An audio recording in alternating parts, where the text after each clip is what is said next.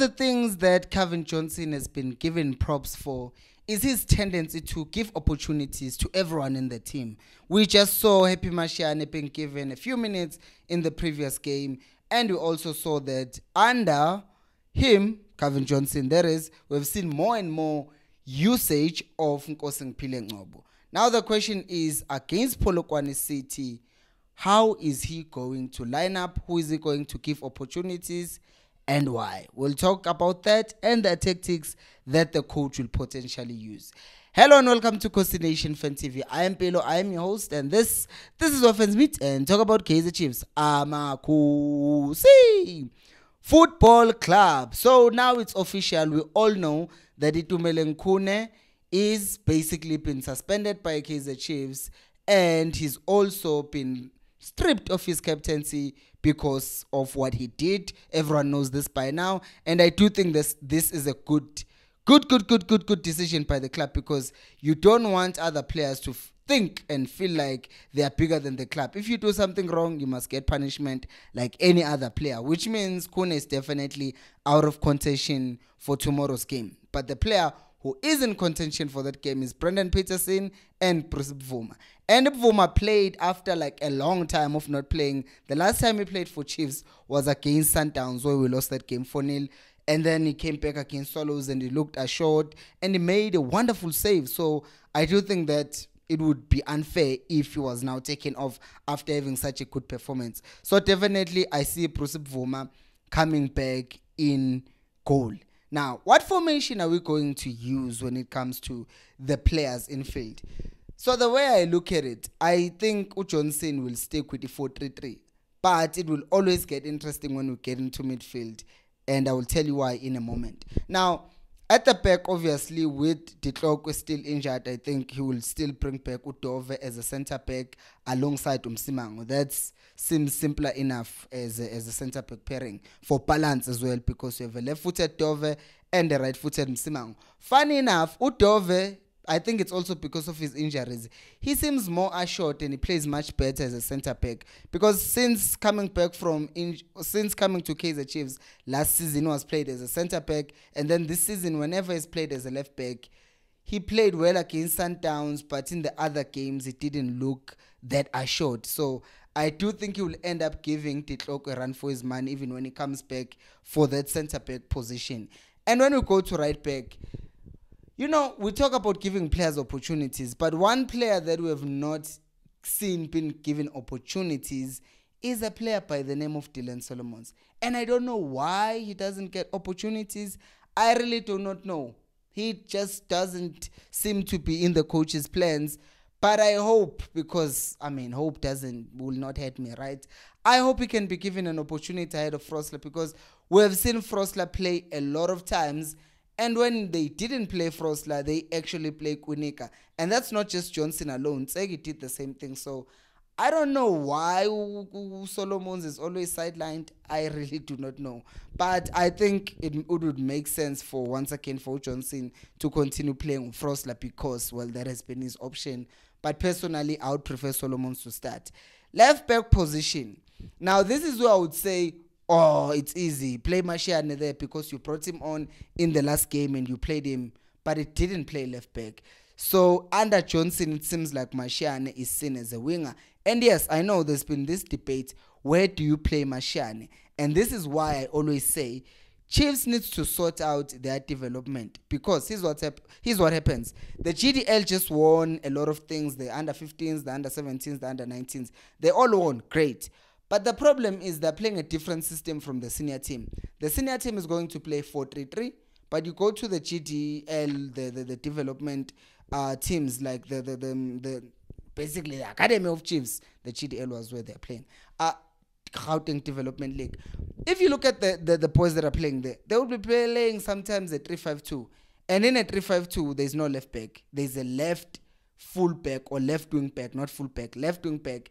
And what that means is, basically, we are playing a 3-5-2 with 3 defenders, with 5 midfielders, and 2 that are playing. One is playing as a winger, but at the same time as a left back. But it doesn't have to like play much as a left back because there are 3 center backs behind him, so there's enough cover there. And with midfielders, one can also drop into the back and assist the defenders. So the defensive side is not always emphasized if you are playing as a left wing back. You do defend, but it's not completely on you like when you are playing as a left back, which is the same thing that happened with Mashane. Comes from development. They are playing a system that is a 3-5-2, comes to Chiefs senior team. He gets played as a winger. He plays really well because, well, that was the main thing that was doing with development. But at the same time, some people are still thinking he did play as a left back in development because left wing back also includes left back in there. So he's not strong there. And I think that is why Johnson is still sticking with him as a winger. So I do think that, unfortunately, as unsatisfying as Clanty has been at that position, he will still keep it. And I want to ask you, do you think with how Kaizer Chiefs are now set up in midfield with Umthetho who can drop into defense and help, do you think that it's time that we try Mashiane at left back position? Because we don't have another left back unless we're buying one in January, which I don't know. Or do you actually just think they should just play Frostlight left back and Solomon's at right back? I don't know. Which one do you think would work best?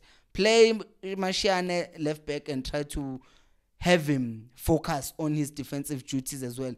Because here's the thing, modern fullbacks also need to overlap. And Mashiane does that. And with his crosses from the left, he does that really well. So you have players who are completely nonsense. I love Trent Alexander-Arnold, but he's nonsense defensively. But he's a fullback.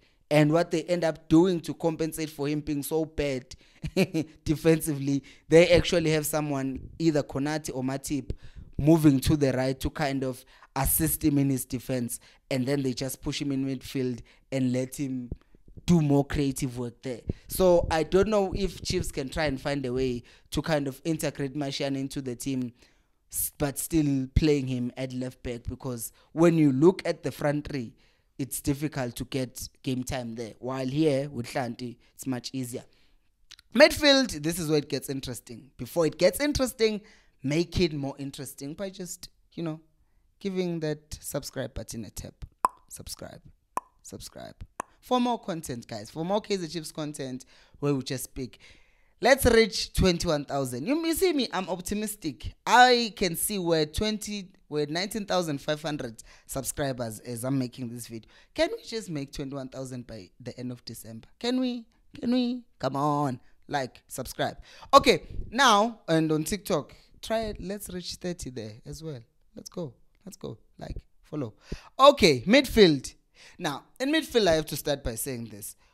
Umthetho was not present against Cape Town Spurs, so Nkosingphile Ngcobo played. But Mthetho, Mart, and Castillo were all present and available for selection in the derby. Nkosingphile Ngcobo was played as a winger. Again, Castillo was coming back from the international shoot against Swallows, so Ngcobo started. I don't know if you see where I'm going with this. Ngcobo seems to start when one of the 3 guys are not available. And I look at that and I think to myself, does that mean he will be benched tomorrow? Or does that mean they will do the same thing that they did against Pirates, which is playing him as a winger? I do not know. What I did say, what I suggest, is since Vele Mthetho is going to play as a 6, Mart and Castillo will play as 2 double 8s. I'm 8 out 2. The question is, rather than playing Ngcobo as a right winger, why not play him as a 10? Right? Because Ngcobo, those 3 players that I counted, Castillo, Mart, and Mthetho, they will play. We know this. But the question that I have is, where are we going to play Ngcobo? And I think Ngcobo will still be there as a right winger, and then they will be trying to invert him to play as a 10 and add into those numbers. But I would just say, Chiefs can just play that 4-4-2 and forget anything. 4-4-2 Diamond, not the one that is straight, but have Mart as a 6, Castillo on the right, and then have Mart on the left, and then Ngcobo as a 10. So basically you have 4 people in midfield, and then for depth, for width, you can rely on Frosla overlapping, you can rely on Hlanti overlapping, or if you're playing Mashiane, they all rely on him overlapping. And they don't have to worry defensively, because we have 4 people in midfield. Matt can always cover for Mashiane or Hlanti. On the right side, Castillo can always cover for Frosla, and also at the same time, who's this? Umthetho can cover for that one, because we need Castillo to make those late runs into the box. So if we are playing that 4-4-2 diamond, we can still be solid even defensively, even though we're asking our fullbacks to overlap. So for me, that would work best, because it's clear that the coach is not willing to bench one of those players, especially if they're available for selection. If there's something wrong, then he will always bench one of them. But if they're all fit and perfect, available, and they are not suspended, they will all play. Up front, now we are left with 2 players. I've counted Ngcobo because I think they'll play him as a right winger anyways. And then as a number 9, we saw that in the derby they started Ranga, and then against Swallows they started Ranga, but they ended up subbing him.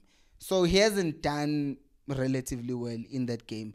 And the last time we played in Polokwane against SuperSport United, they actually started Gonzalez. And the coach has talked some nice things about Gonzalez, that he needs opportunities. So I do think that Gonzalez will be given a chance from the start and start as a number 9.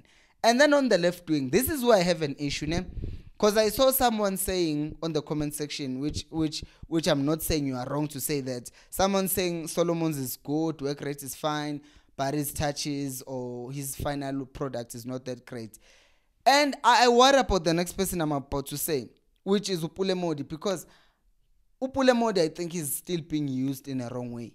Upule Modi, you don't pass him the ball like this and then he turns. Or you don't give him on half 10. You give him the ball in front of him and then he can start dribbling. Because what I've seen so many times, and it just so happens that the first half is always on the side I'm sitting by at the stadium. He receives the ball. His first touch is so bad.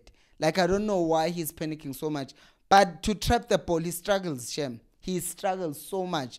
I don't know whether it's because there's pressure behind him, because all the time he traps the ball, it just kind of gets away from him, and now he's chasing and the defender is closing him down, and then he passes the ball back. And that is why in many games, in recent games, he's not been effective, because all the time he receives the ball with his back to the defender, and then they're rushing him and then passes the ball back. Or he gets the ball, when he tries to turn, there are 2 people facing him, there's no Hlanti overlapping, and then he ends up passing the ball back.